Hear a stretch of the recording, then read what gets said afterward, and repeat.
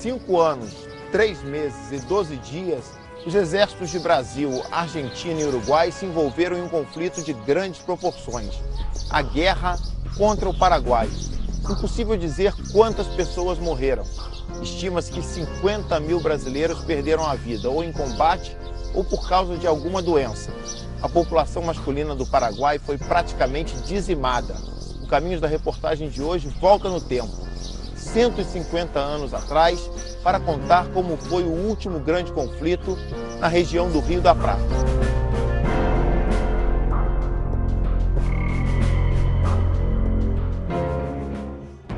A arte da guerra é aquela em que mais erros se comete. A guerra é uma série de erros e vence o que menos erra. Diferente do que escreveu o cadete Dionísio Cerqueira em suas memórias, numa guerra, ninguém vence. Há aqueles que perdem muito e os que perdem um pouco menos. Quem sabe o que é uma guerra nunca é a favor de uma guerra e nem quer participar de uma guerra. Eu acho que a gente tem que contar ainda o que foi essa epopeia. Mostrar isso, o lado humano, essas pessoas que foram para lá, que deram seu sangue, né, e viveram um drama gigantesco.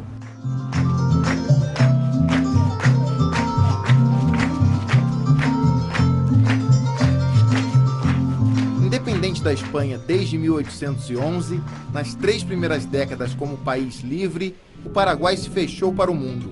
Não comercializava com o exterior e não permitia imigração. O quadro de pobreza mudou após a morte do ditador José Gaspar de Francia e a subida ao poder de Carlos Antônio López. Carlos Antônio López decidió modernizar la política, la economía, en cierto sentido lo logró. Hay muchas teorías que dicen que, bueno, que Paraguay era una Suiza. Que no, nosotros no estamos en esa temática de decir eso. Sí podemos afirmar que en el contexto regional el Paraguay estaba adquiriendo un nivel de desarrollo muy importante en relación a sus vecinos. Eso se puede comprobar fácilmente por lo que implican los avances en infraestructura, ferrocarril, telégrafo, el nivel educativo también. Que havia uma ferrovia, havia. Mas, por exemplo, o revisionismo diz que é a primeira ferrovia da América Latina, é a terceira, na verdade. A primeira é do Brasil, a segunda é uma chilena, a terceira é do Paraguai. Mas era uma ferrovia curta, que ligava Assunção a um acampamento militar. Por exemplo, se diz que havia industrialização porque havia uma fundição. Havia uma fundição, mas era uma fundição de ferro. No Brasil, desde o século XVIII, tinha fundição de ferro no interior de São Paulo, em Sorocaba. Quer dizer, na verdade, o importante seria uma metalurgia moderna. Isso o Paraguai não tinha. Através da navegação pelo Rio Paraguai, o país era rota obrigatória para se chegar à isolada província de Mato Grosso, praticamente inalcançável por terra. No século XIX, ainda havia problemas de fronteira. Os paraguaios defendiam que os limites com o Brasil começavam no Rio Branco. Os brasileiros insistiam que a fronteira era demarcada pelo Rio Apa. La cuestión del límite con el Brasil era muy delicada porque se venía arrastrando desde hacía casi 20 años de que no eran resolvidas las cuestiones del límite y por causas generalmente imputables al Brasil. Antes de morrer, o presidente Carlos Antônio Lopes escolheu seu filho, Francisco Solano Lopes, de 35 anos, como seu sucessor e fez uma advertência que seria uma profecia. O Paraguai tem muitas questões pendentes, mas não tente resolvê-las pela espada, e sim com a pena, principalmente com o Brasil. Havia problemas com a Argentina, com o Brasil, porque em 1862 vencían los tratados internacionales, que habían dejado pendientes la cuestión de frontera. O presidente paraguaio Solano Lopes utilizava o porto de Montevidéu para escoar sua produção. Era a única saída que seu país tinha para o mar, aproveitando-se de uma parceria entre ele y el Partido Blanco Uruguayo, ligado a los conservadores. Una relación entre Paraguay y Uruguay desde el comienzo de las revoluciones en 1811. En el caso de Solano se asoció mucho a los blancos porque eran los que no estaban asociados a los poderes de Argentina y Brasil. El Partido Colorado precisamente recibía el apoyo de ellos dos.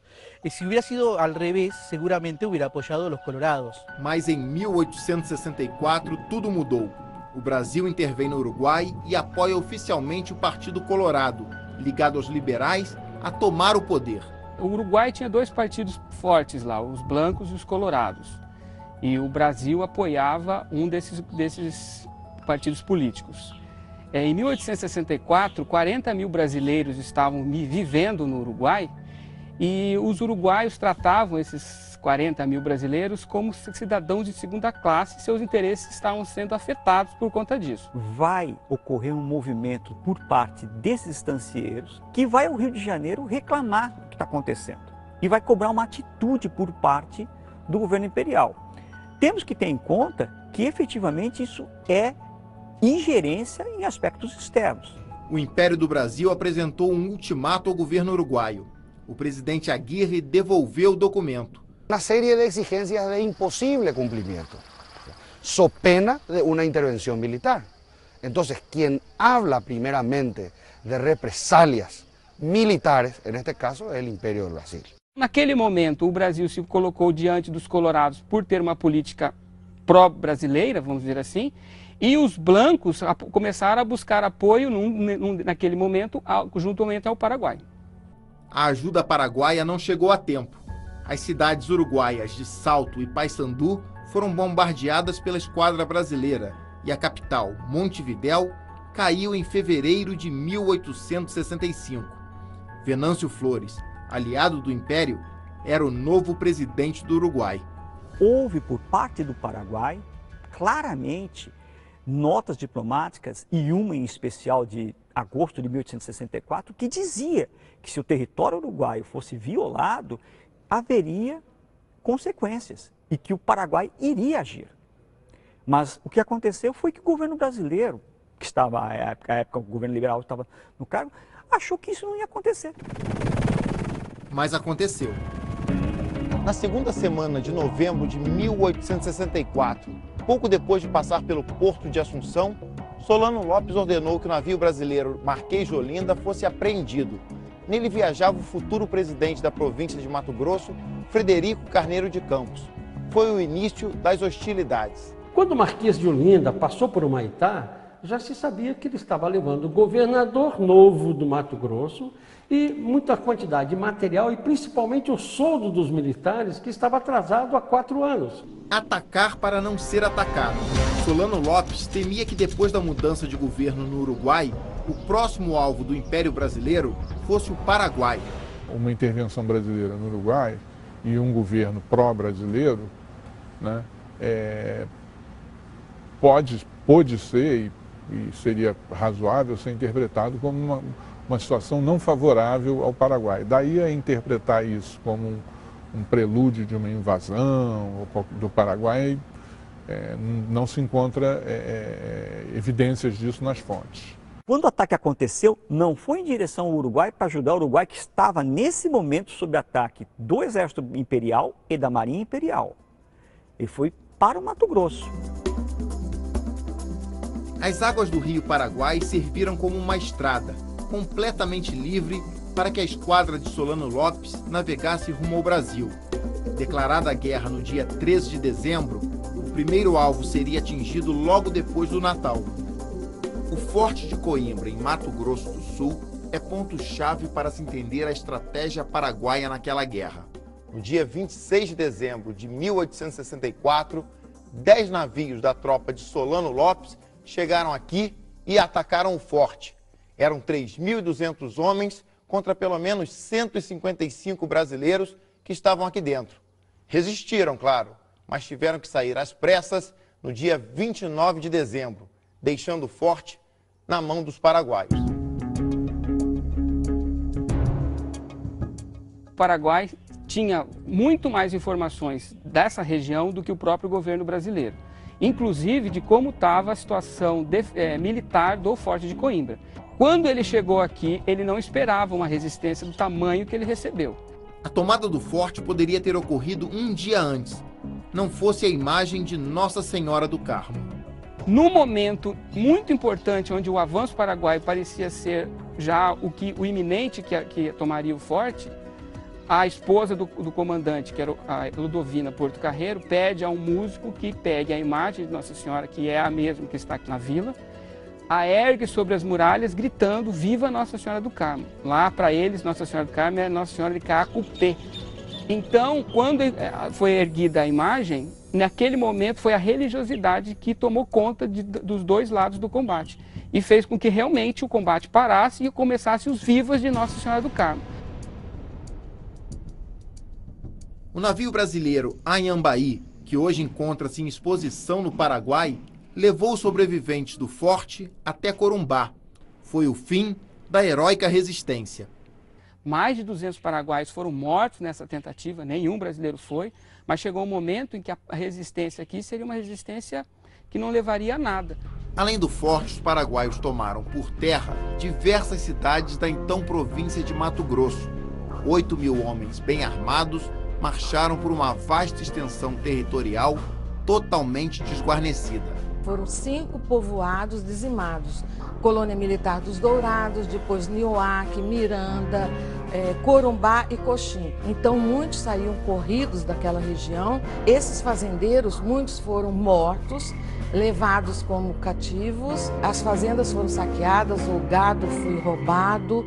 Com o Brasil invadido, o governo imperial promulgou em 7 de janeiro de 1865 o decreto que criava o Corpo de Voluntários da Pátria, apelando para o nacionalismo e oferecendo um sem número de vantagens para quem se alistasse e fosse para a guerra. De início, pensando ser um combate curto, muitos se inscreveram de olho nas vantagens, mas depois, quando viram que a guerra não era fácil, foi muito difícil encontrar quem quisesse se alistar e ir lutar no Paraguai.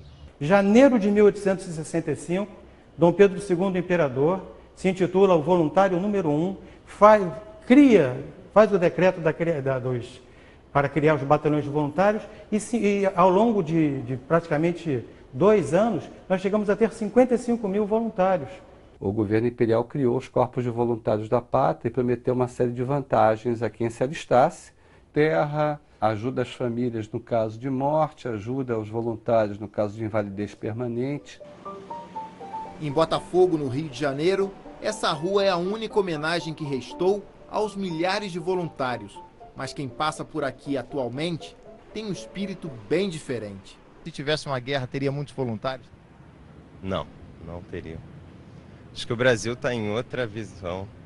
Acho que só os militares iriam. As pessoas não estão com esse espírito mais, não, hoje em dia. Os voluntários da pátria eram fundamentais para compor as tropas brasileiras. Afinal, com uma população de 9 milhões de habitantes, o Brasil tinha apenas 17.000 homens no exército. Mal armados, mal preparados, desmotivados, bêbados, fugitivos da justiça, etc. Não era uma tropa verdadeiramente combatente. O exército paraguaio chegou a ter 60.000, talvez 70.000 homens. Uma força invasora do Paraguai, quer dizer, deveria ter uns 150.000, 200.000 homens. E os aliados jamais chegaram a ter tudo isso. No máximo que chegaram a ter em tropas em condições de combate foi 50 e poucos mil. Houve escravos numa proporção, eu acho, significativa, até quase perto de 10% da tropa. A guerra foi feita pelos negros, ou atos livres, isso com certeza. Em fevereiro de 1865, Solano Lopes faz um pedido formal ao presidente argentino Bartolomeu Mitre. Queria uma autorização para que suas tropas pudessem cortar caminho pelas províncias de Misiones e Corrientes para atacar o Rio Grande do Sul. Ele solicitou autorização, pediu permissão para Mitre. E Mitre, que não queria se envolver na guerra naquele momento, ele não dá essa autorização. Antes da guerra, o Paraguai e o Brasil eram amigos. Eles tinham um inimigo comum, entre termos, que era a Argentina. A própria Argentina estava de olho no Paraguai para tomar aquele território que se julgava seu. No momento em que o exército paraguaio pôs o pé em território portenho, os argentinos se uniram contra o Paraguai. Dessa forma, sem querer, foi o próprio Lopes quem fomentou uma aliança improvável entre Argentina e Brasil, que culminaria com a assinatura do Tratado da Tríplice Aliança em 1º de maio de 1865, em Buenos Aires. E no Tratado da Tríplice Aliança, que o objetivo da guerra não era o povo paraguaio, mas sim a figura de Solano Lopes, o ditador que tinha atacado o Brasil e a Argentina. E que a guerra só terminaria com a saída de Solano Lopes do poder do país e de todos os seus familiares. Completavam a tríade contra o Paraguai as tropas uruguaias de Venâncio Flores, presidente que tinha chegado ao poder no início de 1865, graças à intervenção da Armada Imperial Brasileira. Flores dijo, ustedes me apoyan a obtener el poder y Uruguay los apoya en la guerra del Paraguay. Ignorando a Tripla Aliança, o exército paraguaio invadiu o Rio Grande do Sul, tomando as cidades de São Borja, Itaqui e Uruguaiana. Cercadas, as tropas do coronel Estigarribia se renderam e os gaúchos passaram a exibir os prisioneiros inimigos como troféus. O Lopes se viu, de repente, travando uma guerra em 2 frontos contra 3 países, né, porque o Uruguai mudou de lado e apoiou a aliança, e numa situação em que ele se viu rapidamente isolado, sem poder obter recursos, porque não tinha uma saída para o mar. No próximo bloco, o exército brasileiro entra em território inimigo, desembarcando do outro lado do Rio Paraná, ao sul do Paraguai. A partir de abril de 1866, os combates vão se desenvolver na casa de Solano Lopes, num terreno pantanoso e totalmente desconhecido das tropas aliadas.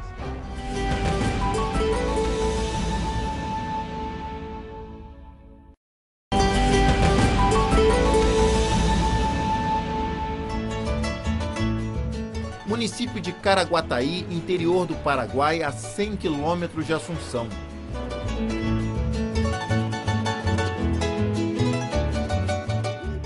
É aqui que está localizado o Parque Vapor Cuê.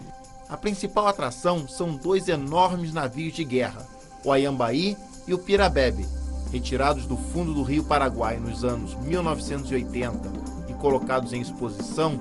Os vapores são documentos vivos da histórica Batalha do Riachuelo. La mayoría de la flota de guerra que vemos aquí en el Parque Vapor Cué no eran buques de guerra originalmente, eran todos buques de la flota mercante del Estado que cuando se inician las hostilidades son artillados para la guerra. Y eso también es una de las claves de la derrota de la Batalla de Riachuelo. Se a frota paraguaia era adaptada, a brasileira tinha tudo para encalhar nos rios da região. É uma marinha oceânica, de grandes navios, navios de grande calado, de grande tonelagem, que não tinham sido planejados para manobrar em rios. Então, ao mesmo tempo, o Império tinha uma força militar considerável, que era a Marinha, mas essa força militar era inutilizada ou minimizada, vamos dizer assim, pelas características da guerra. No Rio de Janeiro, basta olhar com atenção, a Batalha Naval do Riachuelo está em toda parte.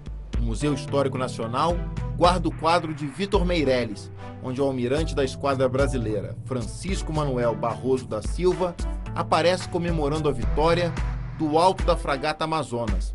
O almirante também é nome de uma avenida e tem uma estátua com a mesma pose no bairro da Glória. Sustentar o fogo que a vitória é nossa e o Brasil espera que cada um cumpra o seu dever. Eram as mensagens de ordem do almirante Barroso naquele dia 11 de junho de 1865, data da Batalha Naval do Riachuelo, um evento tão importante que a Marinha Brasileira comemora o feito até os dias de hoje.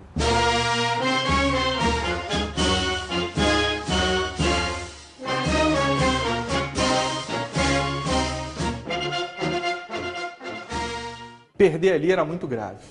Talvez, não sei se perder a guerra, mas ia complicar muito o esforço de guerra. No Museu Naval da Marinha, no centro do Rio, tudo faz lembrar a Batalha do Riachuelo.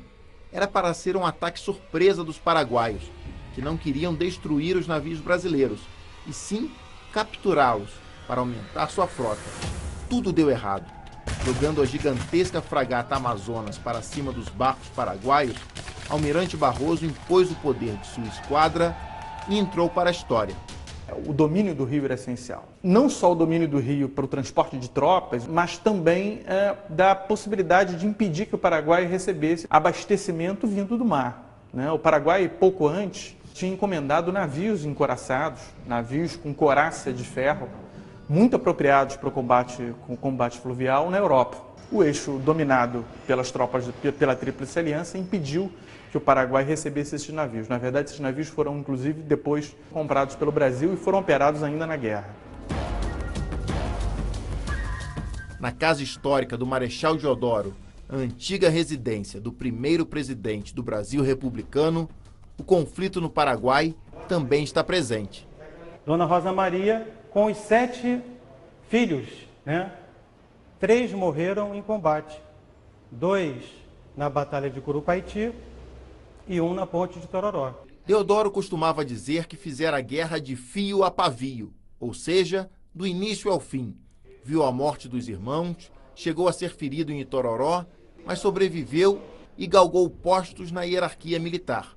E ele começa a guerra como capitão, inclusive comandando um batalhão de voluntários da pátria.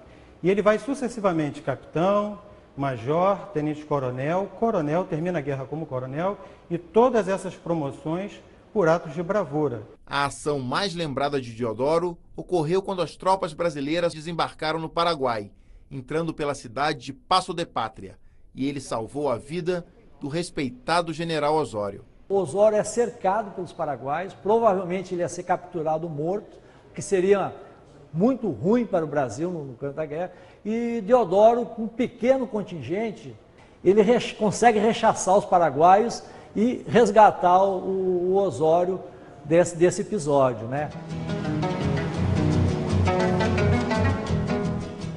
Na cidadezinha paraguaia de Passo de Pátria, fronteira com a Argentina, vivem hoje 2.000 pessoas. Nenhuma delas conhece a história de Deodoro, mas todos rememoram Solano Lopes, que passou 6 meses da guerra aqui, abandonando o local quando os aliados chegaram.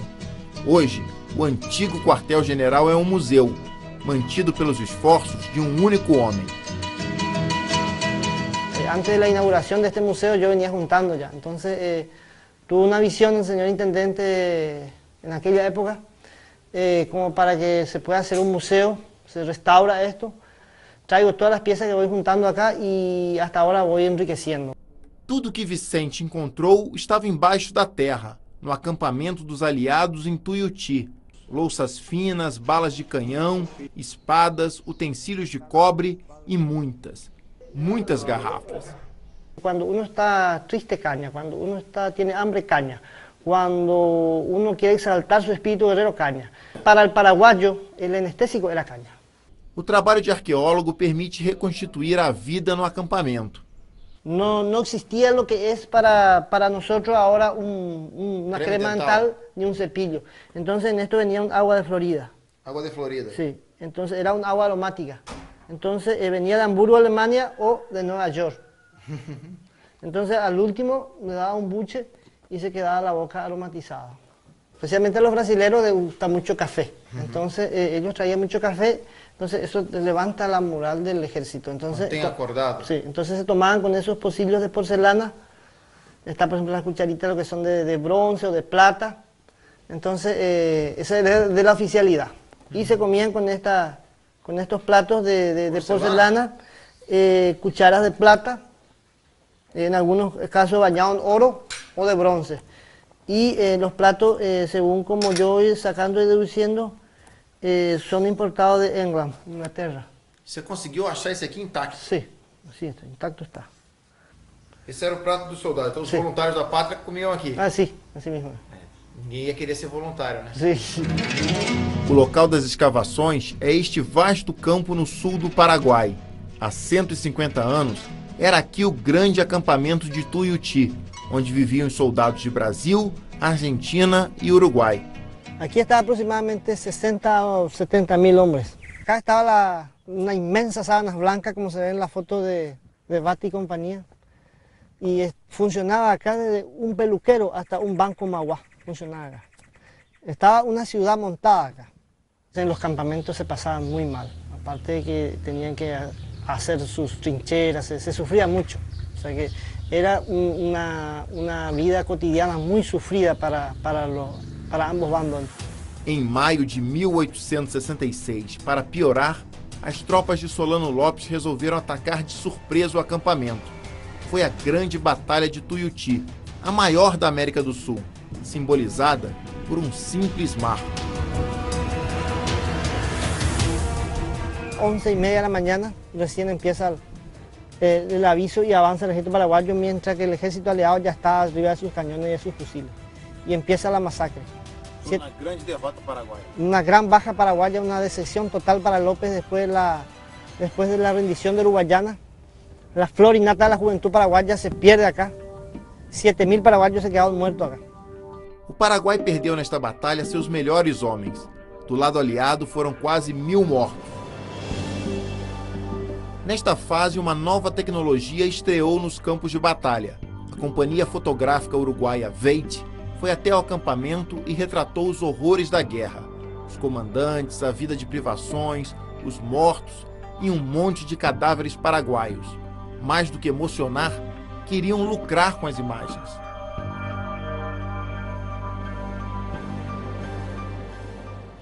La idea de a venda das fotografias en Montevideo, Buenos Aires, Río de Janeiro. Quería mostrar la presencia de las fuerzas brasileñas, argentinas y uruguayas en ese conflicto, y la razón era de que en ese momento los aliados estaban luchando por una causa justa. As imagens geraram repercussão negativa. A crueldade dos conflitos estava pela primeira vez impressa. Un sentimiento de repulsa por el conflicto. El cuerpo inanimado, muerto del coronel Palleja y sus soldados que están haciendo la guarda, la honra, do cadáver, en la hamaca con a bandeira uruguaia. Eu acho que é muito interessante essa fotografia e muito conhecida, muito significativa. Solano Lopes não estava achando a guerra tão interessante assim. Depois de 3 derrotas seguidas, ele propôs a paz a Bartolomeu Mitre. O presidente argentino recusa. Por causa de uma cláusula do Tratado da Tríplice Aliança, nenhum dos 3 aliados poderia negociar a paz isoladamente. López lo dice al último, ¿verdad? Que si iba a continuar la guerra, él iba a morir con sus últimos soldados en la última trinchera. Posiblemente en ese caso fue una tentativa para ganar tiempo. Los días que se ganaron en las conversaciones entre López y Mitre sirvieron para que se completase el sistema defensivo paraguayo Curupaití. A batalha seguinte foi em Curupaití em setembro de 1866. Desta vez, foram os aliados que atacaram as trincheiras paraguaias, inicialmente com um bombardeio da esquadra do almirante Tamandaré, que errou todos os alvos. En la guerra había una regla: el que tomaba la ofensiva perdía. En Curupaití el ejército aliado tomó la ofensiva, perdió. Aquí el ejército paraguayo vengó lo anterior y lo posterior. Tuvimos una amplia victoria. Passaram-se 150 anos e as trincheiras de Curupaití ainda estão abertas, como para lembrar a maior derrota aliada naquela guerra. Conta a lenda que um soldado argentino, ao ver seu companheiro ferido, perguntou assim: "Que passa?" E ele disse: "Nada, apenas um braço a menos. A pátria merece muito mais que isso." Murieron, se habla de 9.000 soldados y ahí se cuentan muchos que no se encontraron, porque fue tan grande la matanza, porque al recibir el impacto de una bala de cañón, de un mortero enfrente, o les caía la cabeza o los cortaban en 4 pedazos y los cadáveres flotaban en el río, entonces tuvieron que juntarlos y quemarlos. Se havia um ponto em que as tropas aliadas levariam clara vantagem em relação à Paraguaia, este era a Marinha de Guerra. A esquadra brasileira era a mais completa da região do Rio da Prata, comandada pelo almirante Tamandaré. No entanto, Tamandaré sempre via com ressalvas as ordens de Bartolomeu Mitre, o presidente argentino, que era o comandante em chefe das operações militares. Na verdade, não existia um comando militar unificado operacional. E o desastre de Curupaití deixa isso muito claro, e o governo imperial pensa o seguinte: não, nós temos que ter um chefe militar que coordene tudo isso. Depois desse desastre, o Brasil mandou para a guerra o Duque de Caxias, que já tinha 63 anos. Ele já tinha atingido o auge da carreira militar, não tinha nada a ganhar mais. Era senador, que era um cargo vitalício, ou seja, ele ficaria para sempre no Senado, não tinha nada a ganhar pessoalmente. Os liberais que estão no poder pedem para ele ir para a guerra e ele aceita. Faltava, segundo Caxias, até gado para a tropa comer carne fresca. A tropa estava comendo carne salgada, carne seca. Bom, o que Caxias fez para reverter esse quadro? Parou 2 anos a guerra. 2 anos. Organizou a logística, tá certo? Expulsou os corruptos e os ladrões que estavam ganhando dinheiro às custas da guerra e não estavam entregando conforme o previsto, tá certo? Treinou esse pessoal, tá certo? Ganhou a confiança dos comandantes, né? Ele era realmente um homem que se impunha. Homenageado com estátuas em diversas cidades do Brasil, o patrono do Exército foi terrível com os inimigos. Herói militar no Brasil, carrasco no Paraguai. O oficial responsável pela tarefa de enterrar os mortos teria dito a Caxias que ainda se ouviam gemidos das pilhas de cadáveres. No que Caxias rapidamente replicou: se o senhor der ouvido às lamúrias desses defuntos, não enterra nenhum deles. Nosotros tratamos de endiosar a los héroes, poniéndolos en un pedestal como que nunca pudieron haber cometido errores. La historia nos demuestra que eso no es así. Tanto Francisco Solano López como el Duque de Caxias, como Bartolomé Mitre o como Venancio Flores eran seres humanos. Por lo tanto, todos cometieron errores y todos tenían também suas virtudes. Caxias assumiria o comando em chefe aliado depois que Bartolomeu Mitre se retirou para a Argentina para abafar revoltas locais, justamente naquele difícil ano de 1867, quando as epidemias de cólera e varíola ameaçaram a vida dos acampados. Ele chegou lá no auge da cólera. Coisa de 2.000, 3.000 soldados, né, combatentes e muitos oficiais. Nos exércitos aliados, a maioria das pessoas que morreu, não morreu em batalha. Morreu de alguma infecção resultante de ferimento ou morreu de doenças transmissíveis, né? Porque você tem um problema sanitário muito grande, que é juntar uma série de pessoas, em geral, vindos do campo, né, em lugares pouco salubres, como eram aqueles pântanos do Paraguai, né, com também um sistema sanitário muito ruim, então tem uma disseminação de doenças. Também tem que lembrar que os soldados vitimados eram tantos que não havia um enterramento tradicional, então eles eram jogados no rio, aí dizimava mais ainda a contaminação pelo rio, porque eles bebiam água do rio. As doenças também vitimaram as tropas do coronel Carlos Camisão, que saíram de São Paulo com 2.080 homens, caminharam milhares de quilômetros durante 2 anos para socorrer a província isolada de Mato Grosso e terminaram com apenas 700 sobreviventes, famintos e maltrapilhos. O episódio, que ficou conhecido como a Retirada da Laguna, nome de uma fazenda paraguaia na fronteira, está imortalizado em forma de obelisco na Praia Vermelha, no Rio de Janeiro. No subsolo, uma cripta guarda os restos mortais de alguns participantes deste drama. Um lugar chamado Cambaracê, que já tinha os coléricos na coluna, sendo transportado com muita dificuldade, com os canhões, com aquelas carretas de boi, e aí vem a difícil decisão de Camisão deixar os coléricos para trás. E ali eles colocaram uma placa pedindo clemência aos coléricos. E, a uma grande distância, ouviram alguns gritos deles sendo abatidos.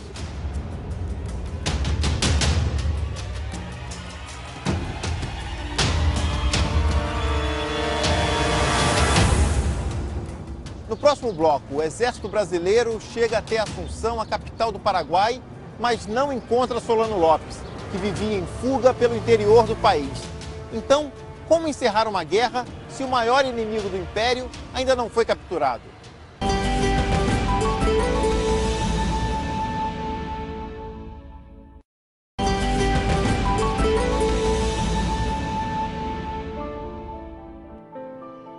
Humaitá, no sul do Paraguai, é uma cidade praticamente deserta.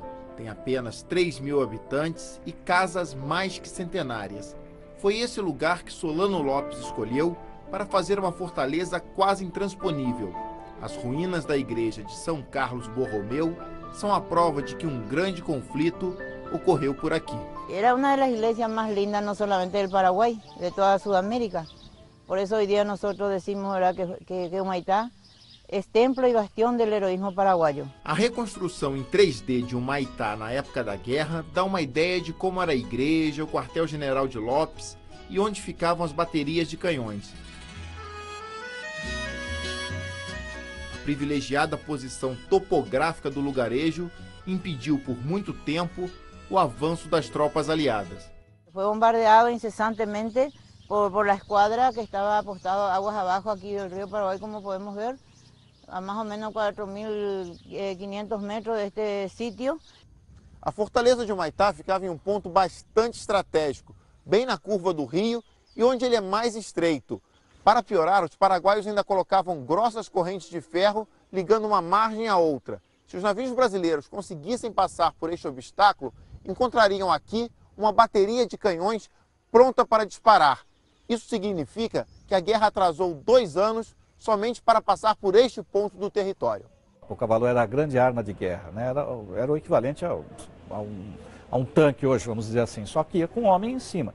Na frente de Humaitá, o que tem? Tem um pântano. Nessa região, por exemplo, o cavalo é inutilizado. Foi só em julho de 1868 que os aliados entraram em Humaitá.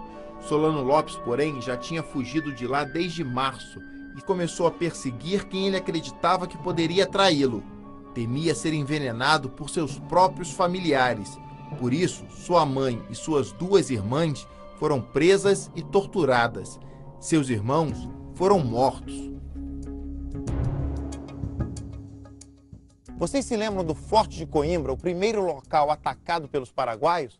Pois bem, em 1868, com as tropas de Solano Lopes perdendo várias batalhas em seu próprio território, ele precisava de mais efetivo. Com isso, os soldados que estavam aqui tiveram que regressar para Assunção e o forte passou novamente às mãos brasileiras. Com a necessidade de uma força efetiva em território paraguaio, eles voltaram arrasando tudo que tinha. O próprio forte foi completamente destruído. A guerra continuou com uma série de batalhas no final de 1868, conhecidas como as Dezembradas. Nesses conflitos, as tropas de Caxias destruíram o que restava do exército paraguaio. O único pedaço ali que a guerra é feita numa região mais povoada é ali na campanha da Dezembrada, né, depois da tomada de Humaitá e antes da tomada de Assunção. Se impuso la superioridad bélica brasilera, pero fue una ofensiva mal hecha porque al Brasil le costó muchísimas bajas llegar a esas victorias. A imagem que restou desses conflitos é de vitória completa. O gigantesco quadro Batalha do Havaí de Pedro Américo, que está no Museu Nacional de Belas Artes no Rio, mostra um general Osório ativo, os paraguaios sem camisa. No topo de um penhasco, o Duque de Caxias assiste ao massacre. Y se cometieron no uno, sino muchos excesos, sobre todo desde la finalización de la última campaña, desde la ocupación de Asunción, con el saqueo de la ciudad y la quema de muchas casas y todo eso. O Palácio de los Lopes é a sede da presidência paraguaia. Construído para ser a residência de luxo de Francisco Solano Lopes, o ditador nem chegou a viver aqui. Durante a guerra, a Armada Brasileira bombardeou e destruiu parte da construção. E a partir de 1º de janeiro de 1869, quando as tropas aliadas entraram em Assunção, o palácio foi saqueado e transformado em quartel-general.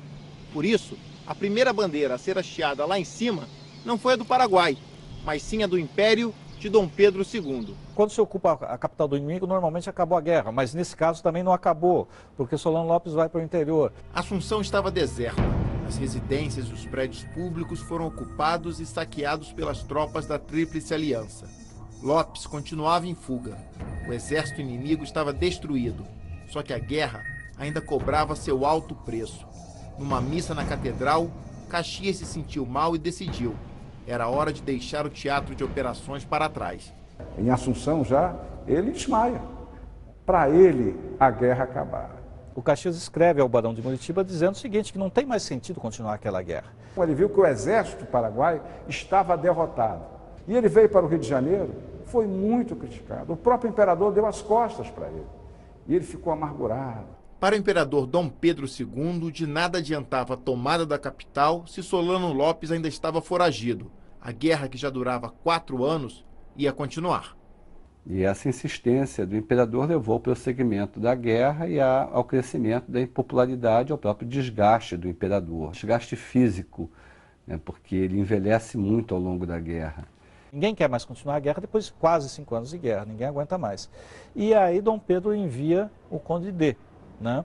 E que no começo da guerra tinha querido ir para a guerra. Mas a guerra não foi um local de glórias, quer dizer, são 5 anos de guerra. Aí, quando Dom Pedro nomeia ele não quer ir mais para a guerra.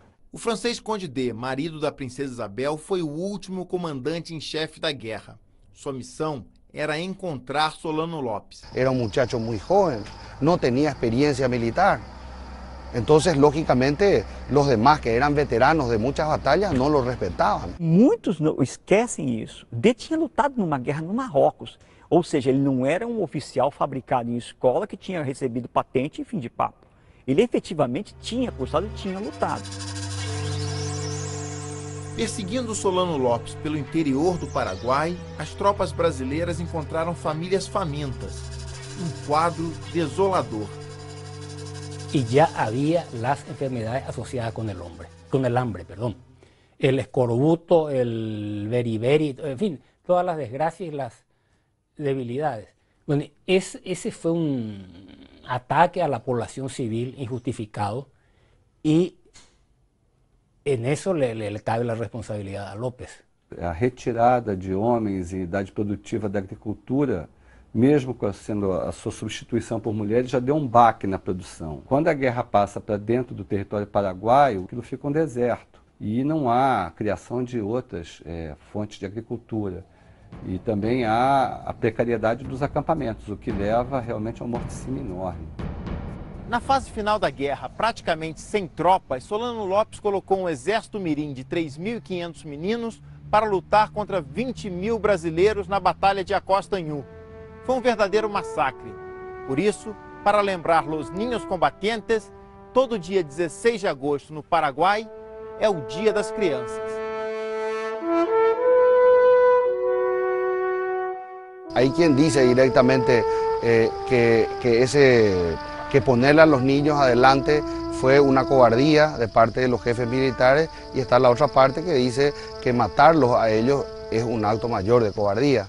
¿Qué sentido tenía llevar a un niño de 11 años, disfrazarlo de soldado, ponerlo detrás de una trinchera con un fusil para hacerse matar?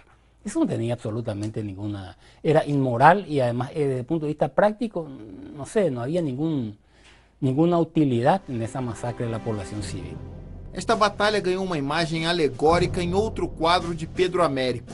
Um heróico Conde D em seu cavalo branco ataca fortes soldados guaranis. Porém, a Batalha de Acostanhú para os paraguaios ou de Campo Grande para os brasileiros não tem nenhum brilho nas memórias do voluntário Dionísio Cerqueira.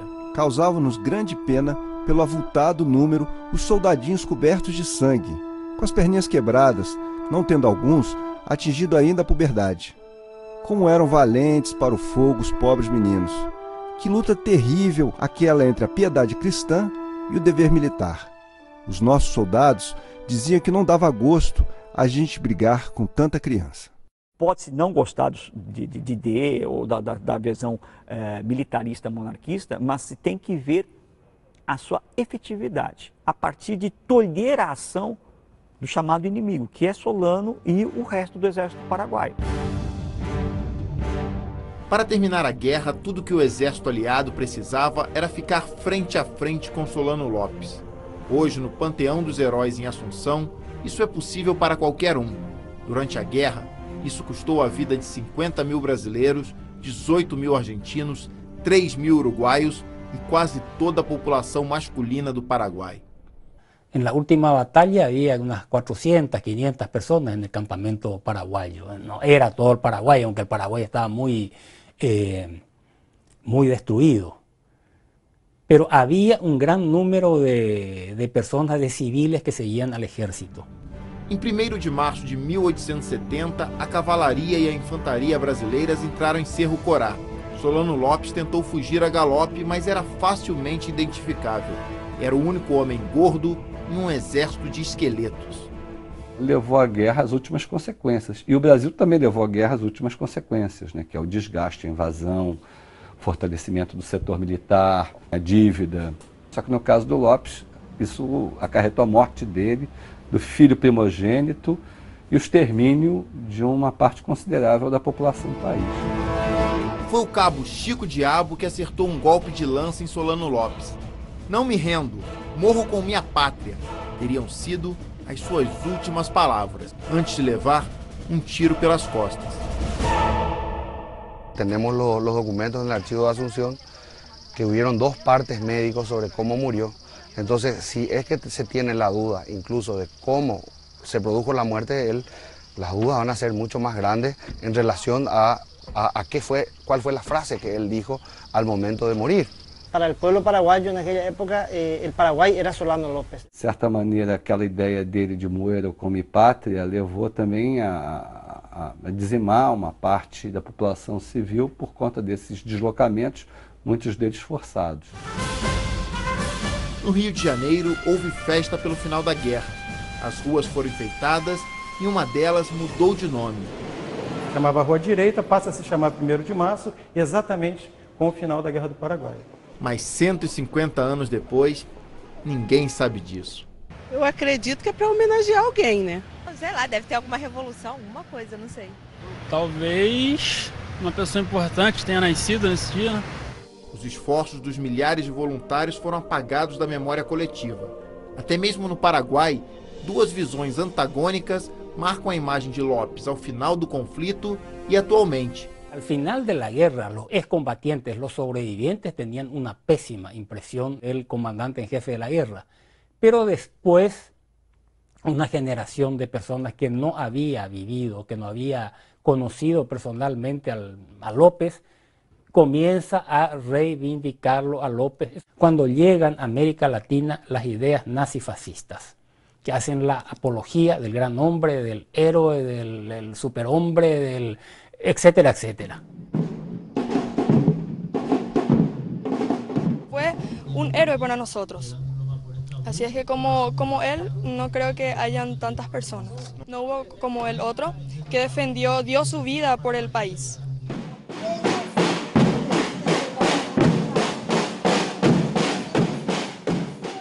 Aqui em Assunção há uma avenida com o nome do Marechal Solano Lopes, há uma praça com o nome dele e há várias estátuas em sua homenagem. Mas monetariamente ele não parece estar muito valorizado não. Ele estampa a moeda de 1000 guaranis, equivalente a 55 centavos de real.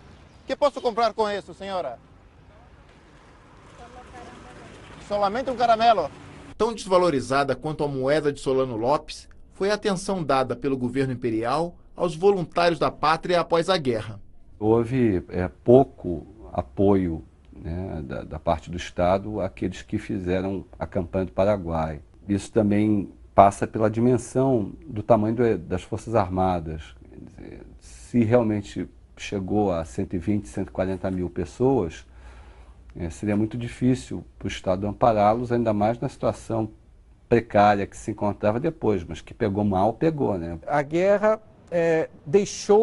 impediu que o Império usasse mais os seus recursos para estimular a economia, fez o Império gastar 11 vezes o seu orçamento, o orçamento de pré-guerra, criou um déficit público que não existia antes, e esse déficit público depois, no pós-guerra, as verbas dos ministérios foram sendo cortadas e gerou um profundo descontentamento às medidas administrativas, que eram medidas de contenção. Durante a guerra, o Brasil recorreu a empréstimos de bancos britânicos, o que fez com que alguns autores no século XX considerassem que o conflito foi uma imposição inglesa para destruir o Paraguai.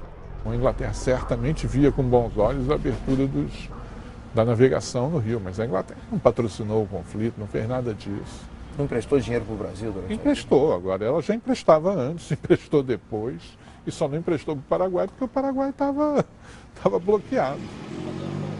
Impuso la historia de una conspiración internacional contra el Paraguay. Esa era la idea. El Paraguay era una potencia regional que despertaba la envidia de los vecinos, que decidieron destruirlo por eso. Y se le agregó a eso la teoría de que Inglaterra estaba detrás de la guerra de la Triple Alianza, porque el Paraguay era un modelo socialista alternativo al capitalismo. E que tem de verdade nisso? Não, nada. No final dos anos 80 para frente, diferentes historiadores começaram a questionar essa visão que no fundo não tinha sido construída por historiadores, e sim por jornalistas que incursionavam pela história ou por cientistas políticos que estavam participando do processo político dos seus países. Mais viva na memória dos paraguaios que na dos brasileiros, a última guerra na região do Rio da Prata foi uma profunda cicatriz na história das 4 nações envolvidas. No nosso país, só os monumentos lembram aqueles 5 anos tão difíceis para generais, voluntários e escravos. Absolutamente que para el Paraguay es mucho más marcante. Y aquí no duele derrota ni nada, porque yo pienso que en la guerra todos pierden. Claro que quem perde mais é o país derrotado militarmente, que é o Paraguai. Perdeu território, população, teve a sua economia destruída, etc. Mas todos que participaram na guerra perderam. Siempre fue mal vista esa guerra. Si hemos de considerar brevemente, Palleja, el principal héroe uruguayo, no quería ir a la guerra, dice que una guerra idiota.